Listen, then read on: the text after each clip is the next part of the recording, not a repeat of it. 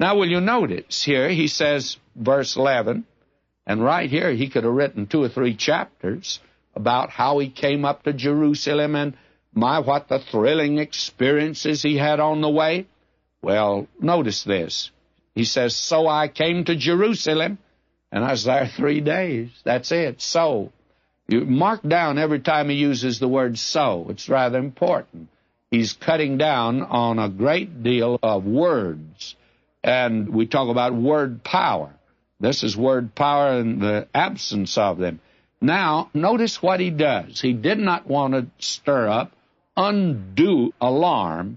So, verse 12, and I arose in the night, I and some few men with me. Neither told I any man what my God had put in my heart to do at Jerusalem, neither was there any beast with me save the beast that I rode upon.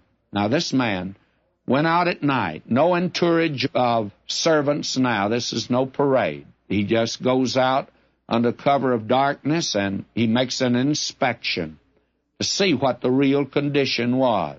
He's a real layman, isn't he? This is the way the businessman would do it. Verse 13, and I went out by night by the gate of the valley, even before the dragon well, into the dung port, and I viewed the walls of Jerusalem, which were broken down, and the gates thereof were consumed with fire.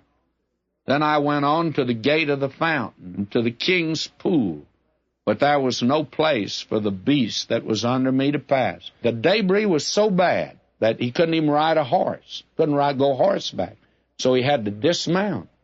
Then he says, verse 15, then went I up in the night by the brook, and I viewed the wall, and turned back, and entered by the gate of the valley, and so I returned. That's it. That was the inspection. And the rulers knew not whither I went, or what I did. Neither had I as yet told it to the Jews, nor to the priests, nor to the nobles, nor to the rulers, nor to the rest that did the work. You see, this man is using caution, good judgment in doing God's work. I love to see certain men that I know that are laymen today do a thing for God. If I may be personal, we have here in Southern California a group of men that are on our Through the Bible radio board. They meet regularly, and it's always a great encouragement to me. I'm no businessman, and very candidly, I need advice. And it's marvelous what these men do. I just listen to them as they discuss certain things.